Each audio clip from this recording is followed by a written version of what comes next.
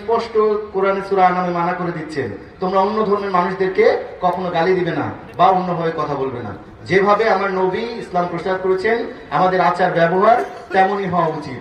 এই সম্পর্কে আল্লাহ তাআলা বলছেন যে সূরা নাহলের 125 নম্বর আয়াতে আল্লাহ বলছেন যে তুমি তোমার দ্বীনের অথবা রবের প্রতি দাওয়াত দিবে হিকমত এবং উত্তম ব্যবহারের মাধ্যমে।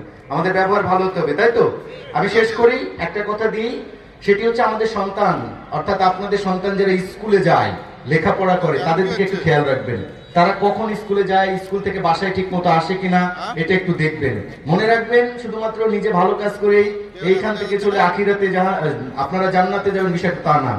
কারণ আমাদের নবী সহিহ মুসলিমের 1631 নম্বর হাদিসে এসেছে যে প্রত্যেকটা মানুষ মারা যাওয়ার পরে তার সকল আমল বন্ধ হয়ে যায়, শুধুমাত্র 3টা আমল চালু থাকে। একটা হচ্ছে সাদকায়ে জারিয়া, যদি কেউ দান করে থাকে। 2 নম্বর হচ্ছে যে উত্তম পরামর্শ দিয়ে গেছে এই পৃথিবীতে এবং মানুষ সেই উত্তম পরামর্শ নিয়ে কাজ করে। আর একটা হচ্ছে নেক সন্তান, যে তার জন্য দোয়া করে। তাহলে আমাদের নেক সন্তান পৃথিবীতে রেখে যাওয়া উচিত। বুঝতে পারছেন?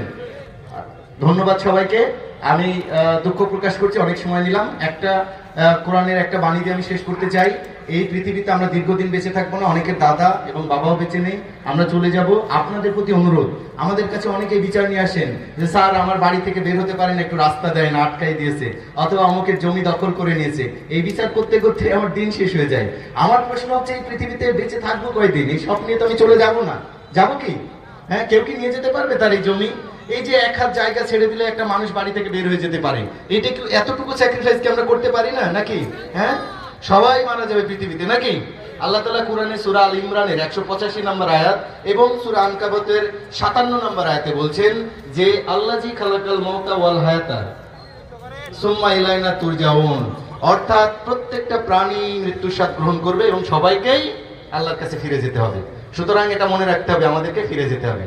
আপনাদেরকে ধন্যবাদ। আমার পক্ষ এবং প্রশাসনের পক্ষ থেকে বলতে চাই, যারা মাদক ব্যবসার সাথে জড়িত এবং মাদকের কারবার করেন, যে কোনো সময় আপনার বাড়ি কিন্তু আমরা হাজির হয়ে যাব।